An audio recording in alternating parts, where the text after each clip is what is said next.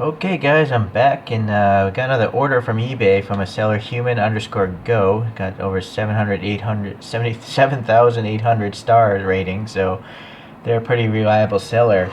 As you can see, I had a video like on some Kyosho Aston Martins, and that dude did not know how to pack stuff. Like, it got all waterlogged from rain or snow, I'm not sure. But this one wouldn't have that problem because the box itself is covered in plastic, so I kind of like that, right? That's a good thing about this seller, at least. I've ordered from this person before, but figure if people are doing a good job, I'll let everyone else let everyone else know about it. Boy, let's see. Sorry. Alright, so then we're gonna get through this box as well. So anyways, in this box there should be like 5 cars, pretty cool cars I think. It's a mix of vehicles. I'm only going to talk about one of them though in this video, and then the rest is just a preview of videos to come. I do that so you can search out individual car reviews in the future. Okay, so let's see. Alright, so they're all used I think, or opened at least. What do we have here? We have a Bentley Turbo R. Oh man, I think I gotta get some scissors here. Oh boy, this one, yeah, it's definitely... So this is missing even the blister pack, but it's been relatively well packed. I mean, the person put a protective cardboard box around it.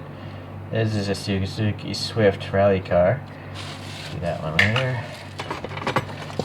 This looks like a Kyosho. Yep, it's a Kyosho blister of a Mercedes 280 SL. V8 red. Aston Martin collection. This is going to be the red V8 Vantage.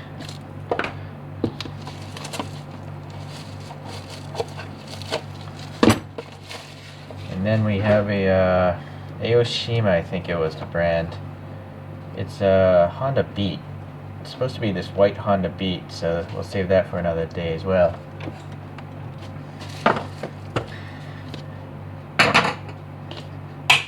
So obviously with the pictures you can hopefully understand which car we're going to talk about today.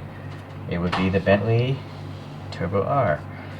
So this one obviously doesn't have the box, so I don't know when this collection came out from the first Bentley collection. It might have been the only Bentley collection.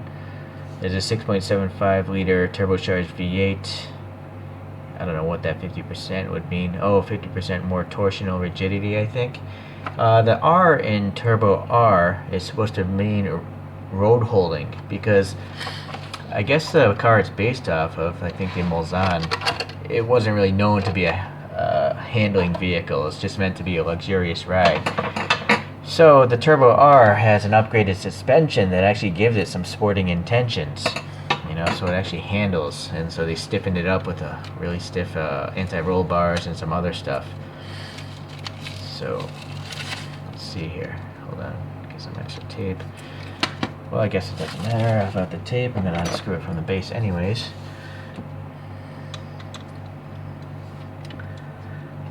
And then this car also came in short wheelbase versions and long wheelbase versions. There are over 5,800 of them made. I don't know the breakdown of the SWBs versus LWBs though. And then that engine, which is up front powering the rear tires here, it was producing almost 300 horsepower. So that's all I really learned about this vehicle. So let's look at these photos and see if it resembles this photo.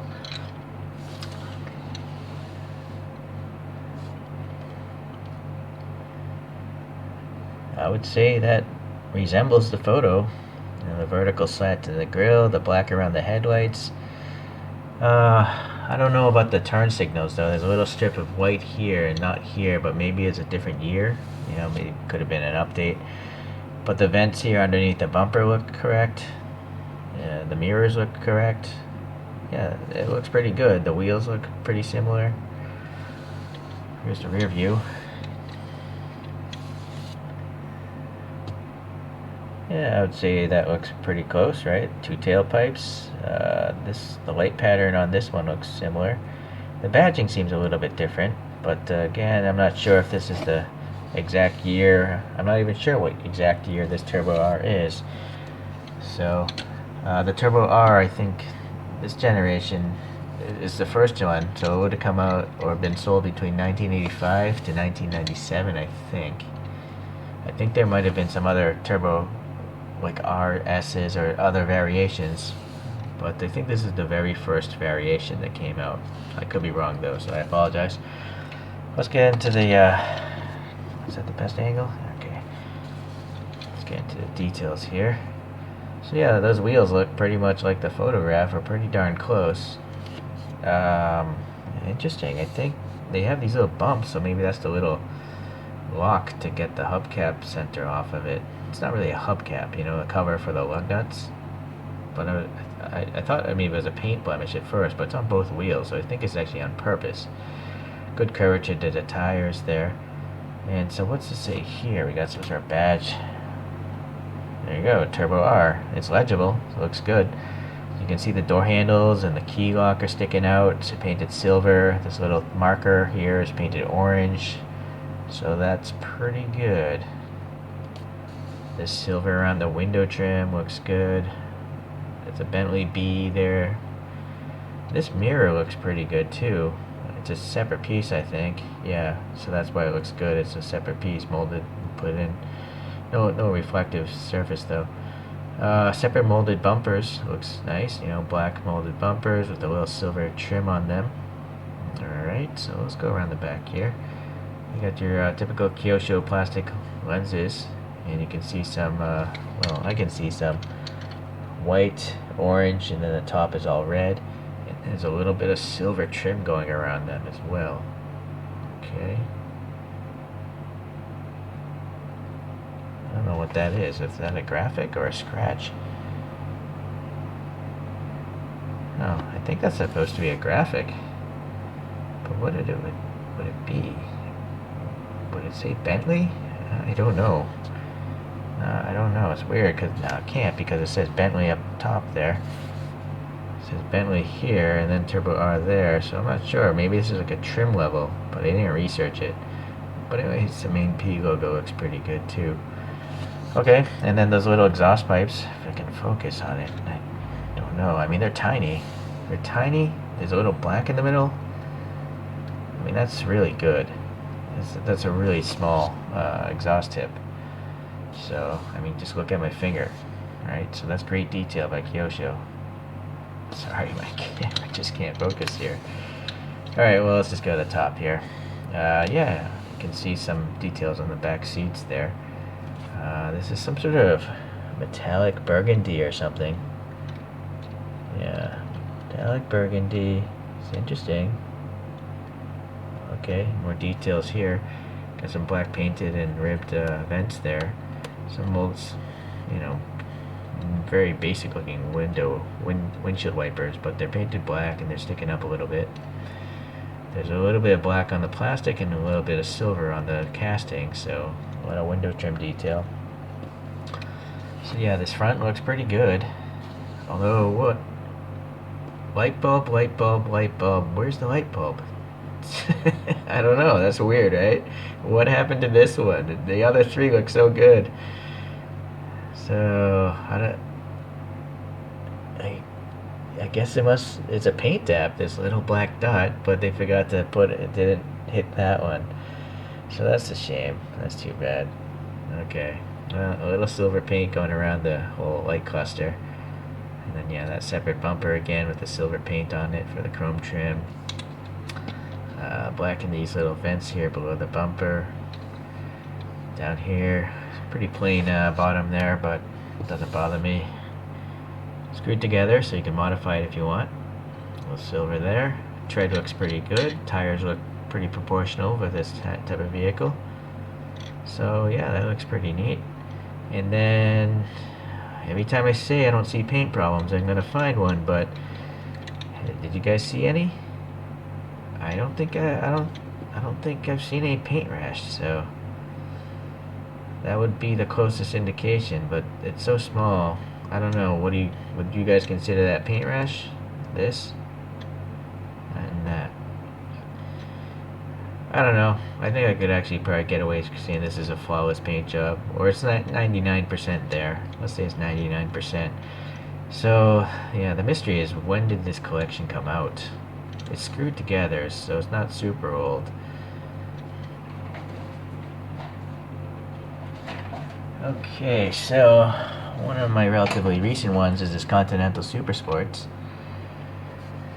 So here's a front view, but really the Super Sports, being more of a sports car, or a Grand Tourer I suppose, obviously it's smaller, right? It's a smaller vehicle.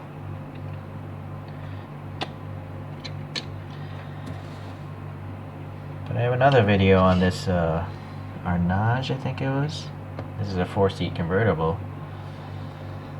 And now those things are looking similar. Actually, the Arnage, or Anuge, I'm not sure how it's pronounced, seems to be longer. So that's quite a road beast, that convertible there. Okay.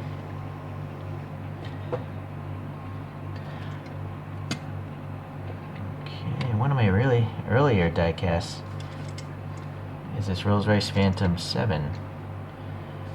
Oh, that's so heavy, my solar spinner is having a hard time. So I'm pretty sure this is probably the extra long wheelbase version. I don't really know if this is an extra long or a short wheelbase version. I guess it wouldn't be long. It either is a short or a long wheelbase version, but I don't know what it is. Just looking at the proportion of the door. Maybe it's just a short wheelbase? I don't know. The rear door does look a little bit long, but not nearly as long as this, of course. Hard to say. Hard to say. Okay. And the last one I have is actually this Hot Wheels, this premium. It's pretty close to 164, according to my measurements in the video I did for it. So, granted, it's a different era, so... But they're actually somewhat similar. No, I wouldn't say they're identical in size. This is a couple decades earlier, so it's smaller. I think this is also considered a mid-size vehicle, whereas I assume this must be considered a full-size vehicle.